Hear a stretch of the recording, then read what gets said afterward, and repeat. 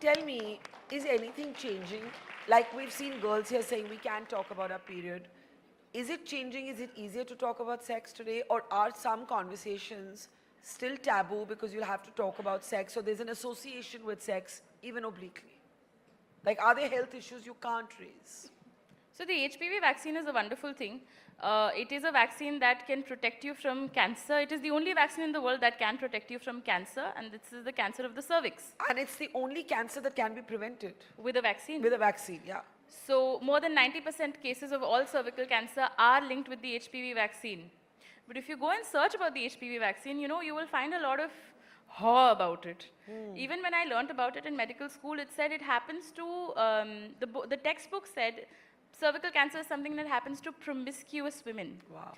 Because there is an The textbook association. said this. My literal medical textbook says this. Shocking. It continues to say that in 2024. Shocking. Because there is an automatic association that HPV is a sexually transmitted virus.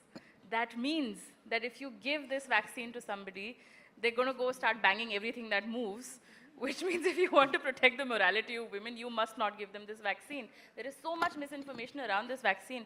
So the shame around our bodies and around sex has far-reaching implications. It's not just कि हम बात नहीं कर सकते. It is also affecting our medical care. Things are changing. I mean, But you know, it's so important what you said about HPV, because sometimes when we want to take these kind of conversations into schools and educational institutions, everybody thinks that, oh, there's some sex association here, so they don't want to have the conversation about a preventable cancer. It's crazy.